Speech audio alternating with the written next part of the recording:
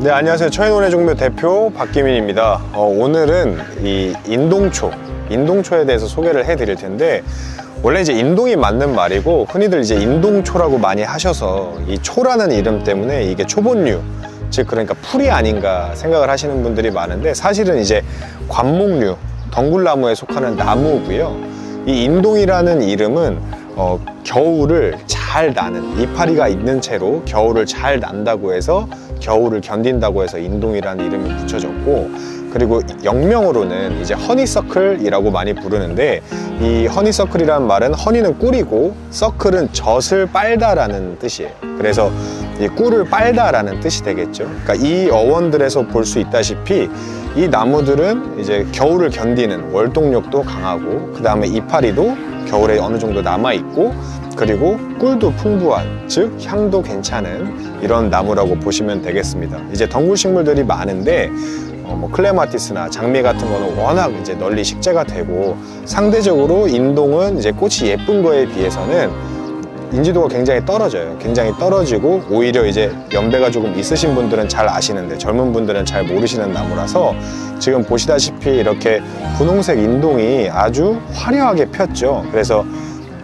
다른 덩굴식물과 가장 큰 차이로 본다면 이렇게 밑에부터 꽃이 차오릅니다. 예를 들어 클레마티스 같은 것들은 이 위에 꽃이 만발하고 밑에는 벼있는 현상이 나기 때문에 제대로 채워주기 위해서는 밑에는 또 마땅한 화려한 식물들을 보충을 해줘야 되거든요. 근데 인동은 밑에서부터 위에까지 이렇게 화려하게 꽃을 피우기 때문에 오늘은 이 인동에 대해서 어떤 품종이 있는지, 어떻게 심는지, 어떻게 관리를 하는지에 대해서 알려드리도록 하겠습니다.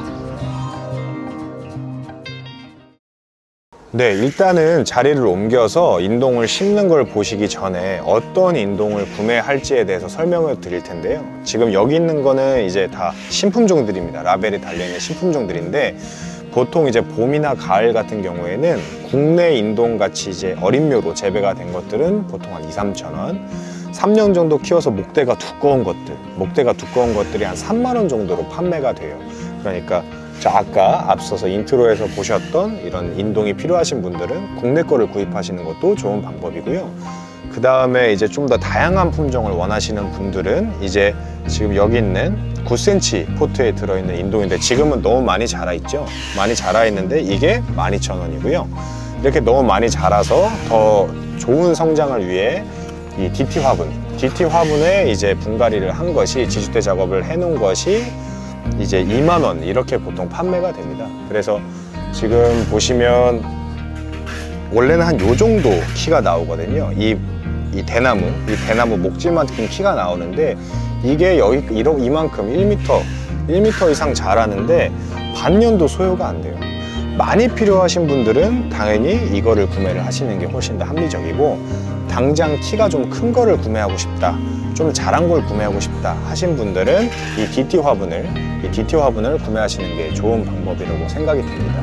이 인동을 고를 때에는 두 가지를 많이 고려를 하시면 되는데, 첫 번째로 색상이에요. 인동은 이제 노란색, 붉은색, 흰색, 오렌지색 이렇게 색깔이 좀 다양을 하고요. 그 다음에는 향기가 있고 없고, 이 두 가지로 나눠서 이제 구매를 하시면 되는데, 세부 품종들은 품종 이름도 어렵고 하기 때문에 저희 이제 홈페이지 링크를 걸어서 더보기란에 판매 링크에 자세히 참조를 하시면 좋을 것 같습니다.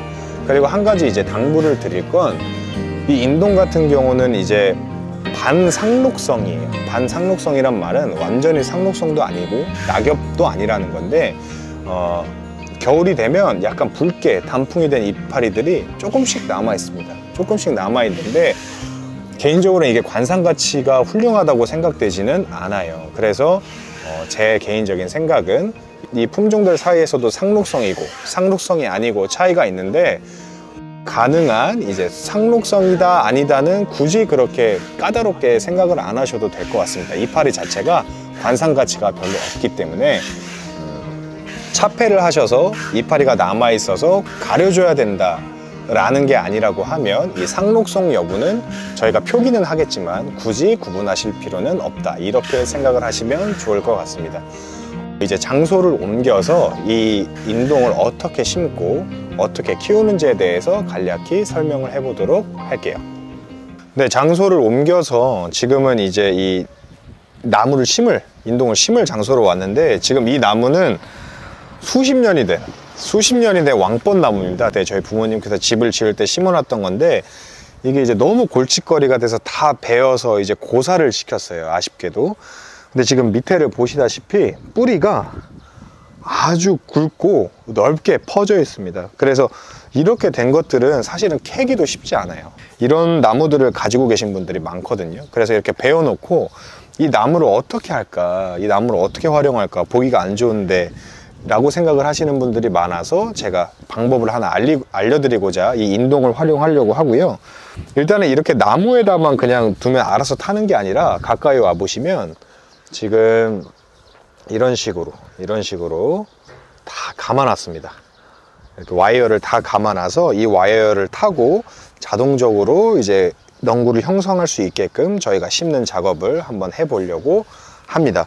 지금 보시면 저희가 심을 나무들을 이렇게 갖다 놨는데 총 4주를 심을 건데, 지금 이 품종 같은 경우에는 세로티나라고 하는 붉은색과 흰색이 같이 나오는 이 품종과, 그리고 이거는 이제 붉은색 꽃에 노란색 포인트가 되는 골드 플레임, 그리고 노랗게 개화하는 텔리마니아나, 그리고 지금 할리아나라고 해서 흰색과 연노랑색이 같이 피는, 지금 노란색, 하얀색, 붉은색, 핑크색 이런 것들을 다 혼식을 해서 꽃이 화려하게 이 나무를 덮어줄 수 있게끔 저희가 지금부터 작업을 시작해 보도록 하겠습니다.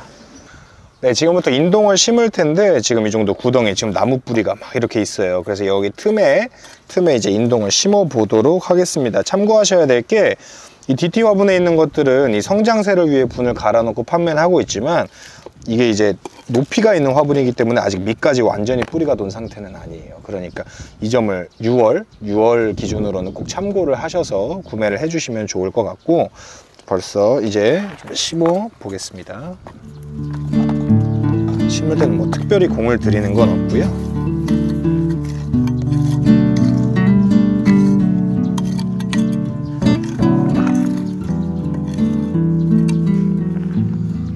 인동은 기본적으로 심으실 때는 햇빛이 강한 곳에 심으면 당연히 이제 개화량이나 이런 점에서는 굉장히 이제 특이점이 있지만, 반대로 이파리가 타는 경우가 좀 있습니다. 우리나라에서 너무 덥기 때문에. 그래서 이제 반음지, 그러니까 그늘이 약간 짙는 곳에 심는 것이 가장 좋고요.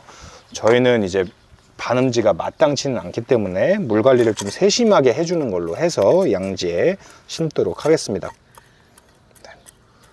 네, 이렇게 해서 지금 이 4그루의 인동을 지금 이제 죽은 나무 사이사이로 심어 놨는데, 지금 보시면 이렇게 뿌리가 아주 두꺼운 뿌리가, 굵은 뿌리가 깊이 박혀 있기 때문에 나무에 바싹 붙여서 심기는 쉽지 않아요. 그거는 이제 이 영상을 보시는 분들도 마찬가지일 텐데, 꼭 굳이 가까이 하려고 하지 마시고, 덩굴성 식물이기 때문에 이 상태에서 저희가 이제 나무를 붙여서 와이어로 고정을 하는 작업을 먼저 보여드리고 관수를 한번 해보도록 하겠습니다. 네, 와이어를 이제 작업을 한번 해볼 텐데요.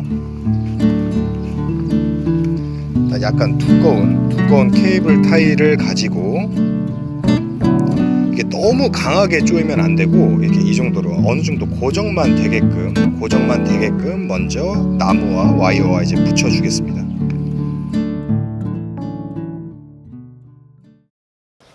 네, 지금 이렇게 인동을 와이어 작업하고 타이에서 고정 작업까지 완료를 했습니다. 이 가까이 와서 보시면 아시겠지만, 그렇게 막 순마다 막 이으고 한 게 아니에요. 그냥 나무만 이렇게 붙을 수 있게끔만 최소한으로 느슨하게 작업을 해준 거죠.